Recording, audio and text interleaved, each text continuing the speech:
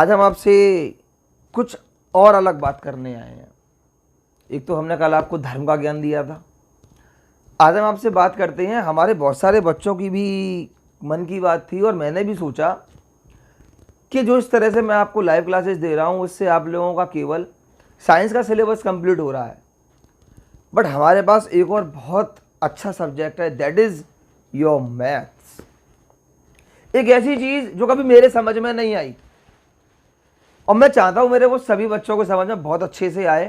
तो आज से हमारे चैनल पर आप लोगों को मैथ्स के भी वीडियोस जो है ना वो देखने को मिलेंगे और मैथ्स आपको पढ़ाएंगे हमारे बहुत ही सीनियर फैकल्टी जो हमारे क्षेत्र में 2010 से मैथमेटिक्स को जो है ना वो पढ़ा रहे हैं, मिस्टर राज जैन। अब उनके और आपके बीच में बहुत ज़्यादा समय खराब ना करते हुए मैं आपको केवल बता रहा हूँ कि आज बहुत हर्ष का विषय है कि हमारे चैनल पर जो है ना आपके अपने चैनल पर मैथ्स की क्लासेज जो है ना स्टार्ट हो गई हैं। तो enjoy your maths as you have enjoyed your science. Okay, goodbye students. This is Raj Jain and we are discussing here the topic of class 9th polynomial. So first of all मैं आपसे ये कहना चाहूँगा कि जो ये chapter है polynomial, उसको पढ़ने से पहले हमें इस चैप्टर को पढ़ने से पहले पता होनी चाहिए कि आखिर हम पढ़ क्यों रहे हैं, ये आई कहाँ से, क्या है। जैसे कि सपोज आप सभी की जिंदगी में आप ऐसा कभी नहीं हुआ होगा कभी ना कभी किसी ना किसी डॉक्टर के पास ना गए हो।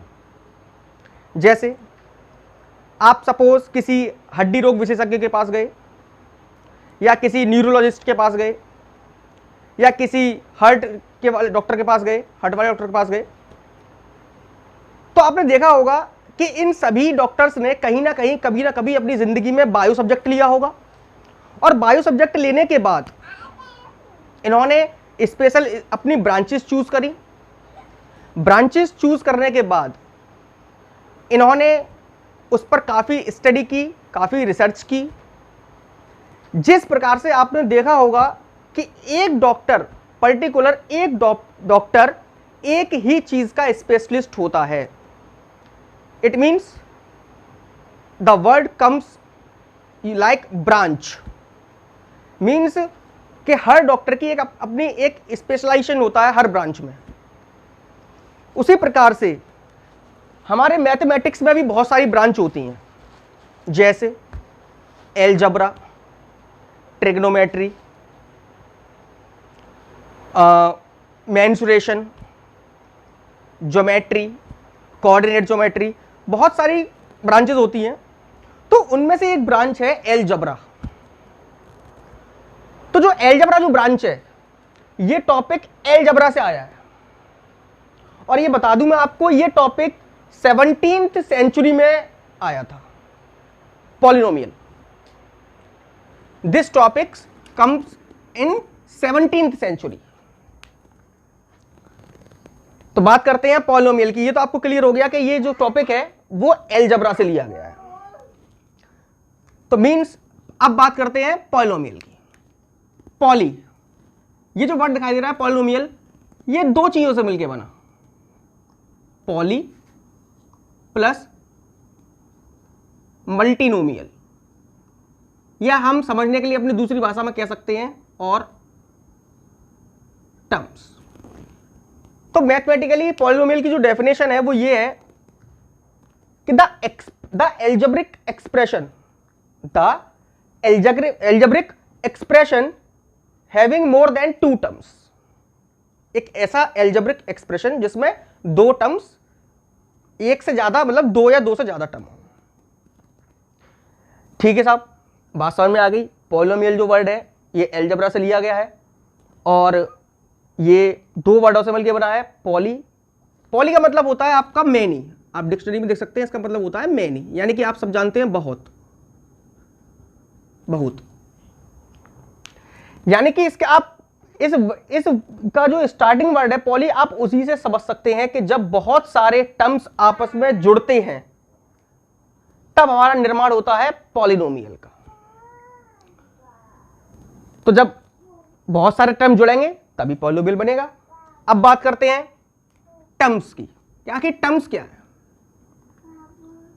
टर्म्स जो है हमारे वो दो चीजों से मिलकर बनते हैं। पहली चीज कोफिशिएंट और कांस्टेंट, और सेकंड वेरिएबल। टर्म्स हमारे दो चीजों से मिलकर बनते हैं, कोफिशिएंट और वेरिएबल। जैसे सपोज आपके सामने मैंने लिख दिया 2x + 2, तो ये भी एक टर्म है और ये भी एक टर्म है। यहां पर आपको दो टर्म दिखाई दे रहे हैं, एक ये टर्म है और एक ये टर्म है। जो x के आगे है दैट इज कोफिशिएंट, और ये जो है आपका दैट इज कांस्टेंट। ऐसा नहीं है कि ये दो अलग है ये दो अलग है, दो तो दो ही होता है, लेकिन ये वेरिएबल के साथ है इसलिए कोफिशिएंट है, और ये अलोन है वेरिएबल के बिना है इसीलिए ये कांस्टेंट है।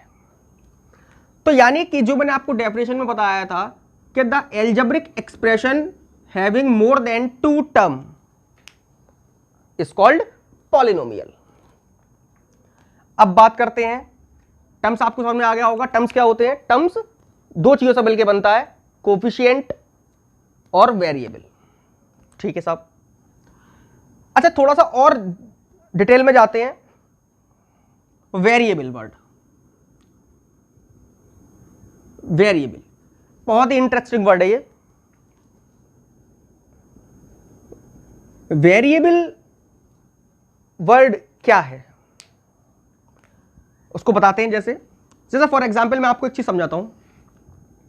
जैसे 2x + 2 है आपके सामने, या कुछ भी हो, 2x कोई भी एक्सप्रेशन हो, हम जानते हैं कि यहां पर x है दैट इज वेरिएबल। तो x को ही क्यों वेरिएबल कहते हैं, या स्मॉल a से लेकर स्मॉल z तक सारे अल्फाबेट वेरिएबल की तरह काम करते हैं, तो क्यों करते हैं? इन a से लेकर z तक के ही अल्फाबेट को वेरिएबल क्यों बोलते हैं? उसका रीजन है, वेरिएबल जो वर्ड है ये आया है आपका वर्ड वेरिएशन से, जो आपने पढ़ा होगा इंग्लिश में। वेरिएशन, वेरिएशन का सिंपल सा मतलब होता है उतार चढ़ाव। किसी भी चीज में उतार चढ़ाव हो, चाहे मौसम में हो, चाहे किसी भी चीज में वेरिएशन हो, चेंजेस हो। मींस वेरिएशन मतलब चेंजेस से है, उतार चढ़ाव, चेंजेस, बदलाव।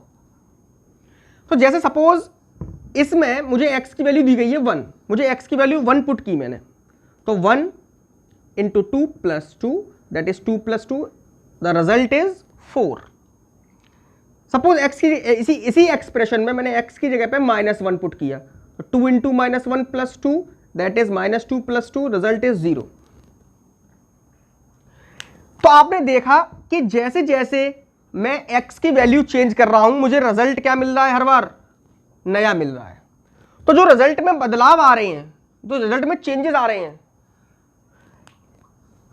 जब चेंजेस आ रहे हैं इसका मतलब उतार चढ़ाव आ रहा है, उतार चढ़ाव आ रहा है इसका मतलब वेरिएशन आ रहा है, और जब वेरिएशन आ रहा है इसका मतलब, इसीलिए इसका नाम वेरिएबल पड़ा। वेरिएबल वर्ड जो है इसकी उत्पत्ति वेरिएशन से हुई है। तो बात कर ली हमने यहां पर, एक बार मैं थोड़ा सा रिकैप कर देता हूं आपको। Polynomial, the algebraic expression more than two terms. Poly का मतलब होता है मैनी, जब बहुत सारे टर्म्स आपस में जुड़ते हैं तब बनता है पॉलिनोमियल। टर्म्स दो चीजों से मिलकर बनता है, कोफिशिएंट और वेरिएबल। कोफिशिएंट और कांस्टेंट में कोई अंतर नहीं है, बस इतना सा अंतर है कि अगर वेरिएबल के साथ होगा तो वो कोफिशिएंट होगा, और वेरिएबल के बिना होगा तो वो कांस्टेंट होगा। और मैंने आपको यह बताई दिया कि जो वेरिएबल वर्ड है इसकी उत्पत्ति कहां से हुई है। अब बात करते हैं, थोड़ी सी आगे बढ़ते हैं। अच्छा, एक चीज और मैं बता दूं बच्चों आप लोगों को, इस चैप्टर को अगर आपने यहां पर नहीं समझा क्लास 9th में, तो ये आपको आगे चल के 10th में भी प्रॉब्लम क्रिएट करेगा। तो इसीलिए यहां पर ये आपके बेसिक्स चल रहे हैं, इसको थोड़ा सा डीपली कंसीडर करें।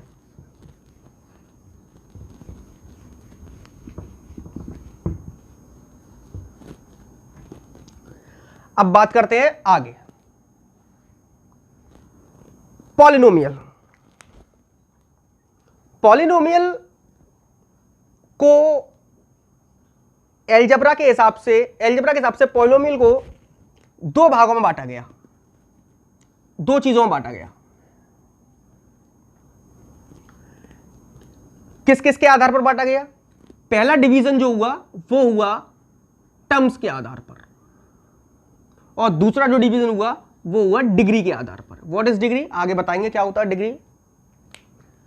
टर्म्स यानी कि ये आपने 8th में भी पढ़ा होगा, 8th में इसका थोड़ा सा इंट्रोडक्शन है इसमें 8th क्लास में। तो अब बात करते हैं टर्म्स की। तो नंबर 1 टर्म्स, आपने ये तो जैसे ही मैं ये वर्ड लिखूंगा बच्चों के दिमाग में आ जाएगा, हाँ ये तो 8th में पढ़ा था। Monomial, binomial, trinomial and polynomial.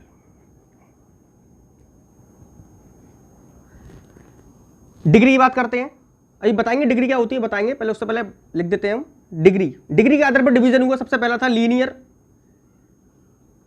दूसरा था क्वाड्रेटिक, तीसरा था क्यूबिक, चौथा था बाई क्वाड्रेटिक। ये क्लास 10th में है, लेकिन आप अगर अदर कोई साइड बुक करेंगे एडिशनों वगैरह तो उसमें आपको बाई क्वाड्रेटिक का एग्जांपल मिल सकता है। हालांकि एनसीईआरटी में क्लास 9th में क्यूबिक तक के ही क्वेश्चंस हैं।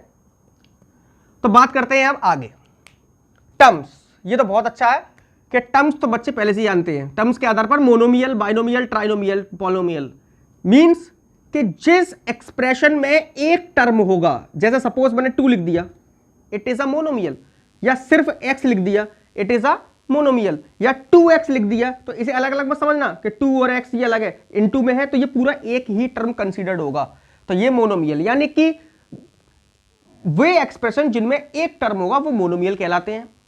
जिनमें 2 टर्म होंगे जैसे x + 2, ये एक टर्म है, ये एक टर्म है, या जरूरी है x² + x, it is also a binomial क्योंकि इसमें 2 टर्म है, ठीक है ना। जिसमें 3 टर्म होंगे, फॉर एग्जाम्पल 3x² + 2x + 1, इसमें 3 टर्म है तो ये ट्राइनोमियल। और 3 से ज्यादा वाले जैसे कि x³ + 3x² + 4x + 5, इसमें 4 टर्म है तो ये पॉलिनोमियल। पहले तो मैं आपको यहां पर एक बहुत ही इंपॉर्टेंट चीज बताना चाहूंगा जो कि बहुत से बच्चे गलती करते हैं। वो क्या है? वो बच्चे ये समझते हैं कि पॉलिनोमियल कोई एक नई चीज है। यहां पर जैसे ही वो मोनोमियल, बाइनोमियल, ट्राइनोमियल का नाम सुनते हैं वो समझते हैं कि पॉलिनोमियल कोई नई चीज है। ऐसा नहीं है। जैसे इसके लिए मैं बहुत एक सिंपल वे में समझाना चाहूंगा। जैसे आपके क्लास में 50 बच्चे पढ़ते हैं, कोई एक बहुत ब्रिलियंट स्टूडेंट होगा, कोई एक एवरेज होगा, कोई एक वीक स्टूडेंट होगा। तो भाई बच्चे तो सभी है ना, ऐसा तो है नहीं कोई ऑल आर ह्यूमन। बिल्कुल उसी प्रकार से जैसे सभी बच्चे हैं, सबकी कैटेगरी सेम है, सभी ह्यूमन हैं, उसी प्रकार से ये भी पॉलिनोमियल ही हैं। बस उनकी कैरेक्टरिस्टिक्स के हिसाब से बस उनके पास एक अलग क्षमता थी। जैसे कि एक बच्चे के पास अलग क्षमता है कि वो बहुत होशियार है, एक बच्चे के पास क्षमता है कि वो कमजोर है, एक बच्चे के पास क्षमता है वो एवरेज है। तो ये मींस उनकी कैरेक्टरिस्टिक्स के हिसाब से उनको डिवीजन किया गया। बिल्कुल इसी बात के सबसे बड़े बच्चों की प्रॉब्लम ये होती है, वो समझते हैं ये अलग चीज है, ये अलग चीज है, ये अलग चीज है, फिर इसको समझते हैं ये अलग चीज है। ऐसा नहीं है भैया, ये तीनों एक ही चीज है, ये बने तो सब है, तो ये सभी पॉलिनोमियल हैं। बट इनके पास एक स्पेशल कैरेक्टरिस्टिक थी कि इनके पास सिर्फ एक टर्म था, तो इनका नाम रख दिया कि भैया ये मोनोमियल है तो पॉलिनोमियल वो भी। ऐसा नहीं है वो पॉलिनोमियल नहीं है। ये बच्चों का बहुत बड़ा कंफ्यूजन है, इसलिए मैं यहीं पे क्लियर कर दूं इसको। It is also a polynomial, condition क्या है? इसके पास दो स्पेशल इसके पास एक स्पेशल प्रॉपर्टी है, इसके पास 2 टर्म है, इसीलिए ये पॉलिनोमियल है, बाइनोमियल है। तो इसलिए इस बात को दिमाग से निकाल दें कि ये कोई स्पेशल चीजें हैं, ये भी पॉलिनोमियल्स ही हैं, बट इनके पास अपनी खुद की एक स्पेशल प्रॉपर्टी है कि इसके पास एक टर्म है, इसके पास 2 टर्म है, इसके पास 3 टर्म है, इसीलिए इनका नाम रख दिया है, बस नाम रख दिया है। इसके अलावा ऐसा कुछ नहीं है कि ये नई चीज है, ठीक है। आगे और इसकी तो मैंने बताई दी आपको कि more than 3 term means 4 term होंगे तो पॉलिनोमियल। अब बात करते हैं डिग्री। डिग्री क्या होती है? सबसे पहले क्वेश्चन तो बात करेंगे डिग्री। डिग्री और पावर ये तो बच्चों ने 8th क्लास में पढ़ा होगा, एक चैप्टर था पावर एंड एक्सपोनेंट, उसमें बहुत अच्छे से पढ़ा होगा। वहां डिग्री वर्ड का यूज नहीं है 8th में, लेकिन अब यहाँ पे यूज हो रहा है। लेकिन पावर वर्ड का यूज तो था भाई 8th में, तो उसकी तो जानते होंगे बच्चे, 8th क्लास के पढ़ के आए हैं। तो बात करते हैं पावर। जैसे मैंने लिख दिया x की पावर 2, तो भाई पावर सब हर कोई बता देगा पावर क्या है सर इसकी, कि 2। अब मैं लिख दिया, कोई एक्सप्रेशन लिख दिया या कोई पॉलिनोमियल लिख दिया 3x² प्लस 2x प्लस 1। अब मैंने पूछी पावर क्या है, तो बच्चे कहेंगे सर पावर 2 है, इसकी पावर कुछ नहीं है तो 1 है। बस सही बात है बच्चों की बिल्कुल। लेकिन बात आई डिग्री की। अगर डिग्री टर्म की बात आती है तो भाई जो हाईएस्ट पावर होगी एक्सप्रेशन में, जो हाईएस्ट पावर होगी एक्सप्रेशन में, वो हमारी डिग्री कहलाती है। The highest power of the polynomial is called the degree of the polynomial. ये बात अभी यहीं पे फीड कर लें दिमाग में। तो डिग्री समझ में आ गई इतनी बात कि मींस जिस एक्सप्रेशन में, जिस पॉलिनोमियल में जो सबसे बड़ी पावर होगी वो उस एक्सप्रेशन की या उस पॉलिनोमियल की डिग्री कहलाएगी। तो बात करते हैं अब डिग्री पता चल गई क्या होती है, यानी कि power, the highest power of the polynomial. तो बात करते हैं लीनियर की। जैसे सपोज मैंने एग्जांपल देता हूं इसके लिए, लीनियर के लिए। वैसे लीनियर का मतलब समझ रहे होंगे आप, लीनियर का मतलब क्या होता है, एक। जैसे मैं लिख दिया x plus 2, x plus 1 suppose, तो यहां पे x की पावर कितनी है, कुछ नहीं है तो 1 ले लेते हैं ना। तो यहां पर ये लीनियर है, लीनियर। x की पावर कितनी है, 1। x² प्लस 1, इसकी यहां पर x की पावर कितनी है, 2, तो दैट इज क्वाड्रेटिक। और अगर हम टर्म्स के आधार पर पूछे तो ये बाइनोमियल है, ये भी बाइनोमियल है, लेकिन डिग्री के आधार पर ये लीनियर है, ये क्वाड्रेटिक है। जैसे कोई third example, x³ plus 3x² plus 4x plus 5। अब इसमें पूछे डिग्री क्या है, हाईएस्ट 3, तो इसीलिए ये क्या हो गया, क्यूबिक। बाई क्वाड्रेटिक जिसमें हाईएस्ट डिग्री 4 होगी, जिसमें हाईएस्ट डिग्री 4 होगी। तो इसी प्रकार से हम डिग्री के आधार पर इसका डिवीजन करते हैं। ये बहुत ही इंपॉर्टेंट है। बाई क्वाड्रेटिक का भी एग्जांपल बता देता हूं मैं, x की power 4 plus 3x² plus 4x plus 5।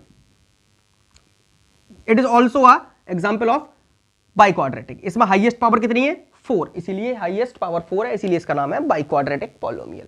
किसके आधार पर, डिग्री के आधार पर। और अगर उसके हिसाब से देखोगे टर्म्स के आधार पर तो ये पॉलिनोमियल है, ठीक है ना, मोर देन 3 टर्म। अब आगे बढ़ते हैं। ये सारी बातें बहुत जरूरी है आगे के लिए, क्लास 10th के लिए, बोर्ड के लिए, और 9th के लिए तो है ही इंपॉर्टेंट।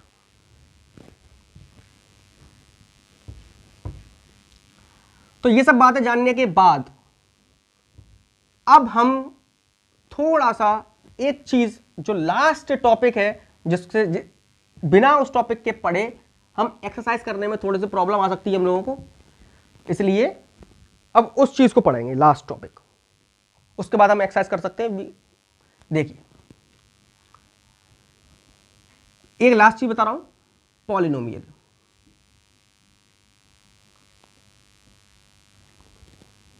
पॉलिनोमियल जैसे, अब इसके लिए एक एग्जांपल दूंगा बढ़िया एक मैं। जैसे हम लोग सभी लोग सामाजिक हैं, समाज में रहते हैं, आसपास मोहल्ले में हर तरह का आदमी मिलता है। तो बात करते हैं पॉलिनोमियल की। इसमें जो अब नई चीज आ रही है वो ये है कि समाज में आप मिलते हो लोगों से, ठीक है, आपको हर तरीके का इंसान मिलता है, बिल्कुल सही बात है, मिलता होगा, कोई डाउट नहीं है, हर किसी को मिलता है, इसमें नई बात है। आप किसके आधार पर पता लगाते हो कि ये आदमी अच्छा है, ये आदमी बुरा है, ये आदमी ऐसा है, ये आदमी वैसा है। जैसे एक आदमी मोहल्ले में रोज सुबह शाम गाली गलौज करे, बदतमीजी करे, क्या वो अच्छा आदमी है आपकी निगाह में? आप क्या कहोगे, बड़ा बदतमीज है। एक आदमी सुबह अपने काम पे जाए ड्यूटी, शाम को अपने काम खत्म करके घर पे लौट के आए, मोहल्ले में अच्छे से बिहेवियर करे लोगों के साथ, उसे क्या कहोगे, बदतमीज? उसे कहोगे आप ये बढ़िया आदमी है। जिस प्रकार से आदतों के आधार पर हम किसी आदमी को पहचानते हैं कि ये उसकी कैरेक्टरिस्टिक्स को पहचानते हैं कि ये आदमी ऐसा होगा, उसी प्रकार से मीन्स कहने का मतलब ये है मेरा कि एक अच्छा आदमी होने के लिए अच्छी आदतें होनी चाहिए। बिल्कुल उसी प्रकार से एक गुड पॉलिनोमियल होने के लिए, एक अच्छा पॉलिनोमियल होने के लिए भी कुछ कंडीशंस बहुत ही जरूरी हैं। क्या है वो कंडीशंस? अगर आप यहां पर ये चीज समझ गए तो आपको एक्सरसाइज 2.1 एनसीईआरटी की जो है उसमें कहीं पर भी कोई भी डिफिकल्टी आने वाली नहीं है, ये मेरा 100% दावा है। सुनिए क्या है वो कंडीशंस। पहली कंडीशन कि जैसे मैंने कोई एक्सप्रेशन लिखा x square plus 2x plus 1, ये डिग्री के आधार पर देखोगे तो टर्म्स के आधार पर देखोगे आप तो ये ट्राइनोमियल है, और डिग्री के आधार पर देखोगे तो ये क्वाड्रेटिक है। क्वाड्रेटिक क्या बात है? वो ये बात है जो अच्छा एक गुड पॉलिनोमियल होने के लिए क्या कंडीशन आवश्यक है? वो ये कंडीशन है कि जो भी पावर वेरिएबल के ऊपर होगी, the power is on the variable which should be a natural number. अगर किसी वेरिएबल के ऊपर पावर नेचुरल नंबर नहीं है तो वो कभी भी एक पॉलिनोमियल नहीं होगा, ना ही मोनोमियल, बाइनोमियल, ट्राइनोमियल, ना linear, quadratic, cubic, by quadratic, वो किसी भी प्रकार का कोई भी पॉलिनोमियल नहीं होगा अगर उसके ऊपर पावर नेचुरल नंबर नहीं है तो।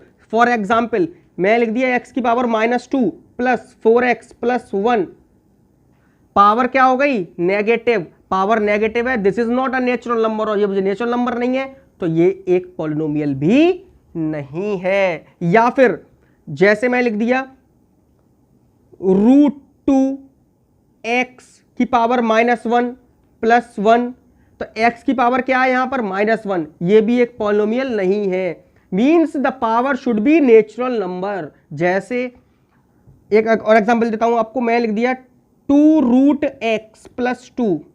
अब ये कहेंगे बच्चे सर इसके ऊपर तो पावर सही है। नहीं भाई, रूट का मतलब होता है कि अगर किसी भी चीज के ऊपर रूट है इट मींस उसकी पावर हाफ है, और half is not a natural number, it is a rational number.